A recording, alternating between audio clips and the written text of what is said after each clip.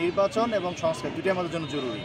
তবে আমরা কথা বারংবার বলে আসছি যে বাংলাদেশের রাজনৈতিক সংস্কৃতি যেটা আছে সেটা আসলে খুবই একটা বাজে অবস্থায় আছে। এখান থেকে মানে একটা সুষ্ঠু রাজনৈতিক পরিস্থিতি যেতে কিছুটা সময় লাগবে। সেজন্য আমরা এই সরকারকে একটা সময় আমরা দিতে চাই, কিন্তু তার মানে এটা না সেটা যে আনলিমিটেড জন্য না হয়ে যায়, সেজন্য খুব বেশি দীর্ঘ না হয়ে যায়।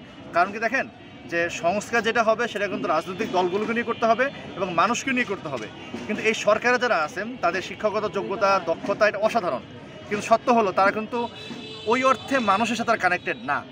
তো ফলে তাদের যদি কোনো সংস্কার দীর্ঘমেয়াদী হয়, দীর্ঘমেয়াদী থেকে সংস্কার করেন, সেই সংস্কারটা মানুষের সাথে সম্পৃক্ত নাও হতে পারে।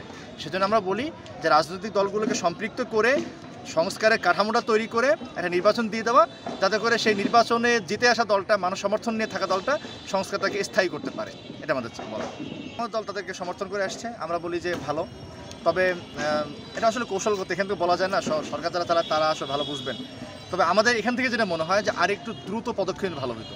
যেমন ধরেন এই প্রশাসনে যারা আছেন তারা তো বিগত আওয়ামী সরকারের সময় তারা কাজ পাওয়া, প্রমোশন পাওয়া, এখানে আসা, তারা এই সরকার খুব বেশি সহজে করছে বলে আমাদের কাছে মনে হয় না। আমরা বিচারপতি লতিফুর রহমানের সময় দেখেছিলাম 2001 সালে তিনি প্রধান উপদেষ্টা আকারে ক্ষমতা নেওয়ার শপথ গ্রহণের সাথে সাথেই বঙ্গভবনের থেকেই তিনি বেশ কিছু বড় বড় পরিবর্তন এনেছিলেন, অনেকগুলো ডিস্ট্রিক্ট থেকে পরিবর্তন করে, এসপি থেকে পরিবর্তন করেছিলেন। তো এই সরকার এরকম দ্রুত পদক্ষেপ নিতে পারলে মনে হয় এটা ভালো হইতো। অবশ্য ভিতরের অবস্থা কি আমরা তো আসলে বলতে পারবো না, তবে সরকার সামগ্রিক পরিস্থিতি ভালো লাগছে। এবং তারা যে 6টা কমিশন করছে কয়েকদিন আগে, 2 দিন আগে, ইসলামী আন্দোলন বাংলাদেশ কিন্তু গত এই 23শে জানুয়ারিতে আমরা একটা রাষ্ট্র সংস্কারের প্রস্তাব দিয়েছিলাম, সেখানে আমরা এই সংস্কার প্রস্তাবগুলো দিয়েছিলাম। তো দেখলাম তারা এটা মানছে, তারা এটা করতেছে, খুব ভালো বুদ্ধি, ভালো। আশা করি সরকার এখন যা করছে আমাদের পূর্ণ সমর্থন আছে এবং আমাদের সাথে সাধুবাদ জানাই বর্তমান কাজের জন্য। শোনেন, দুর্গাপূজায় যে হামলাগুলো হয় এটা একেবারে ধর্মীয় না, এটা সম্পূর্ণ রাজনৈতিক। এবং আজকে বলতে দ্বিধা নাই যেটা আওয়ামী লীগ এই হামলাগুলো কৃত্রিমভাবে করতো, করে একটা কৃত্রিম একটা পরিস্থিতি তার তৈরি করে রাখতো। দেখেন বাংলাদেশে আমরা তো হাজার বছর ধরে হিন্দু মুসলমান কাজ করে আসছি। এই দুর্গাপূজা কেন্দ্রিক একটা হামলার ইস্যু এটাই তো আগে ছিল না।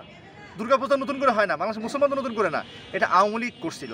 ফলে আমার কাছে মনে হয় কি দেখবেন যে এবার দুর্গাপূজা কেন্দ্রিক কোনো সমস্যা হবেই না, কারণ যেহেতু আওয়ামী লীগ নাই, ওই রাজনৈতিক ধান্দাবাজিটা নাই, ফলে হামলা হবেই না। তারপরেও আমরা সজাগ থাকবো যে তাদের ধর্মীয় সংখ্যালঘু হিসেবে না, বরং সে বাংলাদেশের একজন নাগরিক, তার একটা উৎসব করবে, সেই উৎসবে কোনো সমস্যা না হয় সেটা আমি দেখবই। এটা আমার প্রতিবেশীর প্রতি আমার যে রাসূলুল্লাহ সাল্লাল্লাহু আলাইহি ওয়াসাল্লামের নির্দেশনা, সেই নির্দেশনা আকারে আমরা দেখবো, ইসলামী আন্দোলন সেভাবে দেখবো ইনশাআল্লাহ। তবে আমি খুব ক্লিয়ার কাট বলি, দেখবেন দুর্গাপূজা কোনো ঝামেলা হবে না, কারণ নেই। আচ্ছা, আর সর্বশেষ বাংলার জনগণের জন্য আপনাদের দলের মন্তব্য, মানে আপামর জনসাধারণের জন্য আপনাদের মেসেজ কি? মামলা, হিংসা এগুলো বাদ দিয়ে ফেলা উচিত। এখন সবাই দেশ গড়ার কাজে মনোযোগ দেওয়া উচিত, আমরা সেভাবে সবাইকে বলি।